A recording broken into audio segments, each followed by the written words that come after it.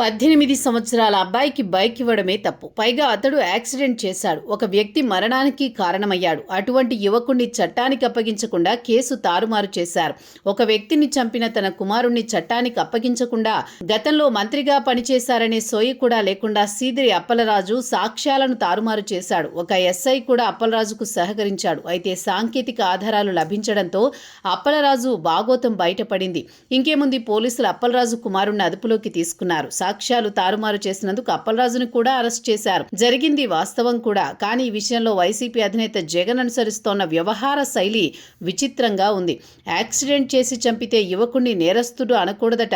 పైగా అతన్ని జైల్లో వేయకూడదట. సాక్ష్యాలు తారుమారు చేయడానికి ప్రయత్నించిన వ్యక్తిని అదుపులోకి తీసుకోకూడదట.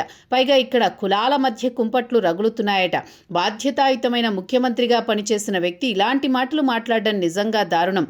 సీదిరి అప్పలరాజును పరామర్శించడానికి జగన్ నిర్ణయించుకున్నారు. గురువారం ఆయన అంపోలు వచ్చేందుకు ప్రణాళిక రూపొందించుకున్నారు.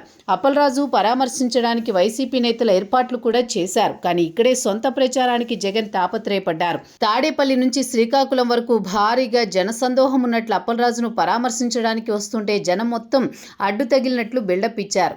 సొంత ఛానల్లో లైవ్ కవరేజ్ ఇచ్చారు. అప్పలరాజును పరామర్శించాలని జగన్ బలంగా అనుకుంటే ఎందుకు ఈ బల ప్రదర్శన? అప్పలరాజును పరామర్శించిన తర్వాత బల ప్రదర్శన చేసుకోవచ్చు కదా. జైలు నిబంధనల ప్రకారం సాయంత్రం 5 గంటలకే ఒక ఖైదీని పరామర్శించాలని జగన్కు తెలియదా? పైగా అప్పలరాజుకు 10th లో స్టేట్ ఫస్ట్ ర్యాంక్ వచ్చింది కదా. అలాంటప్పుడు అతని కుమారుడు ఒకరిని యాక్సిడెంట్ చేసి చంపినప్పటికీ పోలీసులు అరెస్ట్ చేయకూడదట. కుట్ర చేసి యాక్సిడెంట్ కేసును హత్య కేసులాగా మార్చారట. సాక్ష్యాలు మార్చి కొడుకును అరెస్టు కాకుండా చేసింది ఎవరు? దీనిని కుట్ర అనకూడదా? ఇందులో మోసం లేదా? యాక్సిడెంట్ జరిగిన తర్వాత చనిపోయిన ఆ గొర్రెల కాపరి గురించి పోలీసులు ఎంక్వైరీ చేశారు. వివరాలు తెలుసుకున్నారు. చనిపోయిన ఎవరో వ్యక్తి క్షణాల్లో తెలియదు కదా. ఇలా చెప్పుకుంటూ పోతే అంపోలు జైలు వద్ద జగన్ నోటి నుంచి వచ్చిన సుభాషితాలు చాలానే ఉన్నాయి. వాటిని గనక రాస్తే ఖచ్చితంగా ఓ పుస్తకం అవుతుంది.